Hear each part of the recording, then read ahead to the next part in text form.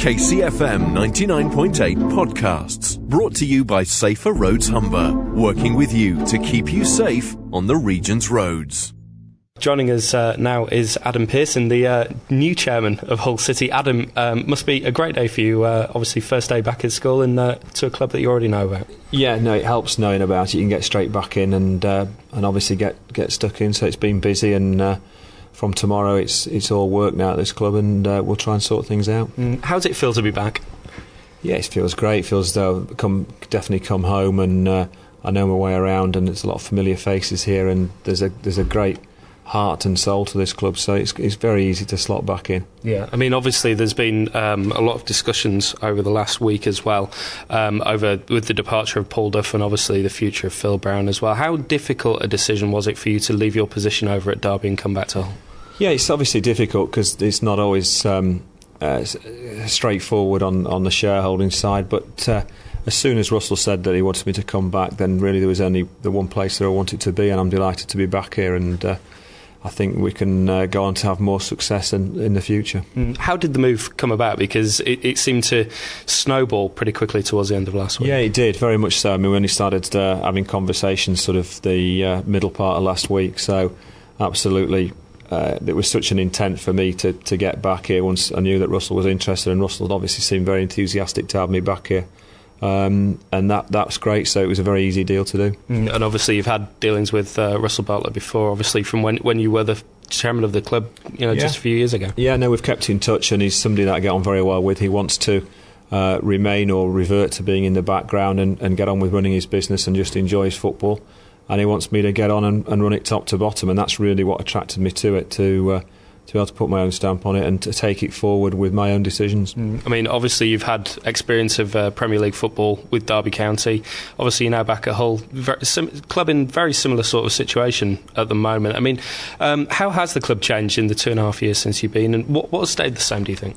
I think that the heart and soul of it is still the same. I think that the club probably needs to get back in touch with its roots a little bit. I think that the reality is that we're struggling to, or striving to, establish ourselves in the Premier League, and we need to do that first before we start talking about other things. So there's some basic back to basics and back down to earth management that we need to bring in, but still very much the same club, and I think there's still a core of players at this club who care about it, and that's the most important thing. Yeah, you mentioned the roots of the club. That was something that, as a fan as well, we noticed, during your first spell here, that, you really brought the fans into the club. You really made them feel part of it. And do you think that has maybe been lost over the last couple of years? Well, maybe. We certainly need them back starting this Sunday, that's for sure. I remember Phil's first game in charge at home to Cardiff, and we had a full house, and we won the game 4-1, and Phil had them 3-0 up after 20 minutes, and the atmosphere that day was fantastic, and that's what we need this Sunday. We need, Stoke are lively supporters. We need the KC full. There's thousands of tickets left to sell. We need a noisy crowd down there on Sunday, right behind the lads, and to get that same spirit going again. And as far as you as a person, Adam, how have you changed? Because obviously you've had the experiences with Derby County. How have you changed as a chairman, do you feel? Well, I'm certainly more experienced, and going to another club and coming back and struggling. I went to Derby in November when they had 6 points from 14 games, and the team clearly inadequate for that league. So it's a mental toil going through defeat after defeat after defeat. But you learn an awful lot, and you learn an awful lot as to how the club should be set up, and the fees you should be paying, and the agents' fees you should be paying, and there's some lessons that can be brought from there into this club, that's for sure. Yeah, you mentioned those lessons. A lot has been made about the finances here at Hull City, especially over the last week with the auditor's report as well. What did you make of that, and have you got any comments to make on the auditor's report? Sure, I mean, it's there, and there's some work to do, but there's nothing dramatic that can't be put right. We've got to cut back on the wages of the players. That's quite, it's for certain. And until we do so, there's not going to be a lot to spend on players coming in. But the club's fine and fundamentally okay, and it's solvable, and with some good prudence and man management and housekeeping we can get it sorted out. Because we've seen figures banded around between 18 probably 23 million just to keep the club running as a going concern is what the auditors said last week. Is that a feasible figure, do you feel? Well, he said 23 million if we get relegated, but obviously the players' wages go down, and we would look to sell players anyway and bring investment in, so Of course, it's there as a figure that you have to manage against, but it's the level of debt in this club is low in comparison to most in the Premier League. The revenue's not bad at all, and it can be sorted. Yeah, you mentioned the players there. Do you feel the playing squad maybe is a little bit little bit too big? Yeah, it is. I mean, obviously the players, we could do with moving one or two out, not one or two. We could do with moving half a dozen to 8 out, at least. And obviously that can only be done with their cooperation. So the moves have to be found that suit the player, suit the agent, and suit Hull City, but I'm sure we can do that. To your knowledge, is that not something that has been ongoing though since the summer? I mean, obviously we've seen lots of transfers coming into Hull City. Has it been a case of us trying to acquire players but not trying to offload them? Yeah, I think the club could have worked harder to move players out and balance and focus the squad in the summer, definitely. As far as future investments and finances go, I mean, how do we go forward with that? Because obviously your role as the chairman as well is to try and attract investment into the club.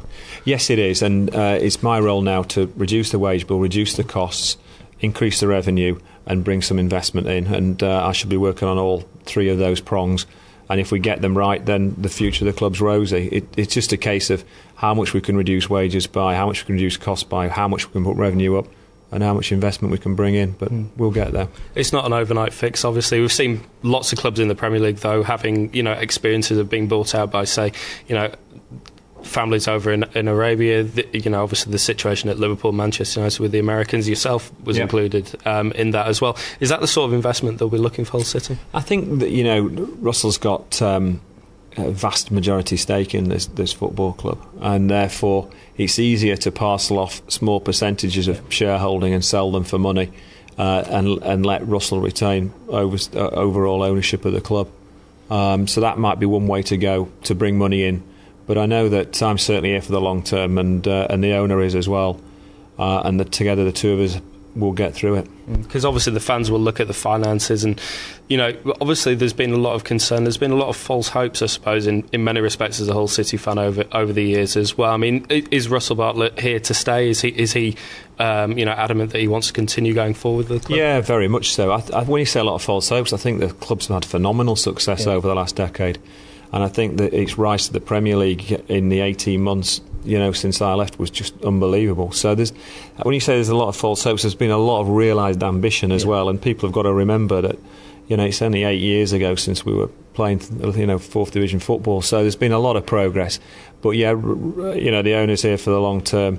And I'm alongside him for the long term. And obviously, you mentioned there about the 4th Division. You picked the club up, obviously, when it was in the 4th Division, finding itself in the Premier League. Did you ever think that Hull City would get to the Premier League?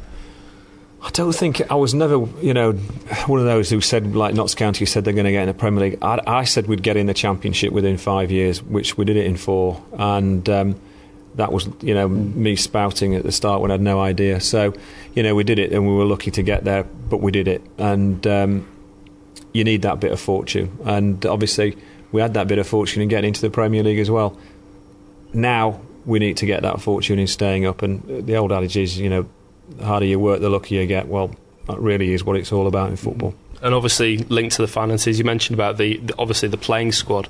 Does that mean that whoever is the manager come January may not have available finances for players? Is it a case of selling before they can buy? Yeah, it's a case of trading and ins and outs, and what we generate. Hopefully, we'll be able to get to the manager and go from there. But we're not going to be spending bundles in January. But we're certainly not in a position where we have to fire sell. My mate's got a new set of wheels, and it's all down to me. 5 of us in the car. I was driving. I was going too fast, taking too many risks. I crashed the car. I walked away. He's in a wheelchair. Don't take risks. Slow down. Keep safe. Brought to you by Safer Roads Humber. With regards to the finances here at the club as well, I know there was a lot of talk. Paul Duffin mentioned several times about the stadium expansion, for instance. We've got projects on the go there with things like the World Cup bids for 2018 as well. I mean, are they still very much on the forefront? Yeah, they are. Obviously, the World Cup bid would be a joint venture with the council, so that'd have to be discussed and see if both parties can afford to do anything on it. But yeah, that's still in the plans. And as far as stadium expansion, is that something that we could consider further down the line, or is further down the line? Yeah. Yeah, further down the line. Okay. Obviously, as well, training ground. We're here at Cossingham as well. This area has been developed considerably by the club since it was first acquired. Is there any plans? Because there have been talks and discussions about moving the training centre. Are these all on the back burner? Yeah, now? no, they're not. No, the plans for the new training ground are on the front burner. We have a little team working on that. Obviously, if the worst was to come to the worst and we did go down, then they may have to be scaled back somewhat. But at the minute, we're progressing towards the full shooting match and all singing, all dancing training ground. Okay, and obviously talking about on the pitch as well, there's been a lot made of Phil Brown's future as manager of the club. I mean, does he have a future at the club? Yes, he does have a future at the club. I've just spent 2 hours with him this afternoon, and I wouldn't have done that and wasted his and my time if I didn't feel he had a future. We quite clearly need some results. He knows that, I know that. We've both been in the game a long time. But yeah, clearly has a future. How did those talks go this afternoon? Obviously, I can appreciate you might not be able to go into them. Really positives. A lot of truth, a lot of home truths were said between both parties. I think we're ready to move forward and try to get the club back on an upward curve again. And you were at the club when Phil first came to the KC Stadium as well. Does that sort of help you in your new job? Very much so, yeah. It's an easy relationship to pick up on, and he was such a bright, positive manager when he took over and Hull was struggling at the bottom of the Championship. He obviously maintained that momentum through into the Premier League. I think we just maybe need to rediscover a little bit of that and go again. Because I think the fans have been fairly vocal, especially over the last couple of games, that the performances on the pitch just haven't been good enough. No, they haven't, and we've clearly got to improve those, and Phil and I know that. You were at the Burnley game the other day. What did you make of that? Yeah, it wasn't bad. There was some great spirit shown by the lads second half. 2 absolutely shocking decisions by a referee who quite clearly was out of his depth, which hurt. And you can't win games with decisions like that. Having said that, we can show more quality than that. We've got more quality than that, but I thought it was okay. And obviously we've got a string of important home games coming up, especially this weekend, starting with Stoke as well. How crucial is that game, do you feel? I think the next run of home games is important. We need to see some points on the board, and we need everybody's help on Sunday. Get down to the KC and help us get through it, and let's get a positive result. Okay. What has Phil sort of earmarked for his sort of priorities coming up as well? Obviously, he needs to get the results right on the field as well, but is he looking towards the future? No, he only has one priority, and that's starting from tomorrow, is to prepare the team for Sunday's game, and he's one of the best at doing that, and he needs to work really hard on the players and with the players in making sure we've got the right team, right structure, right formation, and that's his priority. Okay. Because obviously, with any sort of change in regime, obviously at the top, people will always look at the manager and say, is his job safe? I mean, is safe a right word to use for Phil Brown at the moment? Well, I've answered that question once before. He is the manager of this club until results deem otherwise, and at this minute in time, we're concentrating on getting Phil and the club through the next few games and going from there. But I'm sure that if Phil prepares the team, as I know he can, then we've got a good chance of a positive result. Okay, brilliant. And Adam, moving away from your role as chairman as well, does your new role sort of encompass the SMC, the stadium management side as well? Yeah, it does completely, and I think that it's disappointing to see test matches going on, 4 Nation test matches, rugby league matches going on, and we're not involved. It's clearly not right for a rugby hotbed that Hull is. To not have one of those test matches is not right, and we will be sorting that situation out. Okay, because that is one thing that everybody has said. Obviously the 4 Nations are going on. We've lost the games to places like Doncaster as well. I mean, Hull being a hotbed of rugby league shouldn't really be doing that. No, it's ridiculous. And that stadium was built by the council to attract high-profile fixtures, names, football, rugby, whatever, to this stadium to put Hull back on the map, and that's what it will be used for again. And this city is a sporting city, and that's what it's been built for, that stadium, and that's what it's got to be used for. And obviously when you were here as chairman as well, we had lots of international acts coming here, Bon Jovi and people like that as well. Are we looking at bringing music concerts back to the city? Yeah, eventually we are. I don't think there's time now and there's too much else to do it for next summer, but certainly the year after we'll look to do that. I think the rugby league needs looking after. It's a heritage of this city, just as the football is. Obviously I'm biased, I'm a big football man, and that's my passion, but I understand that rugby league's important to people in this region, and we've got to look after them. And of course,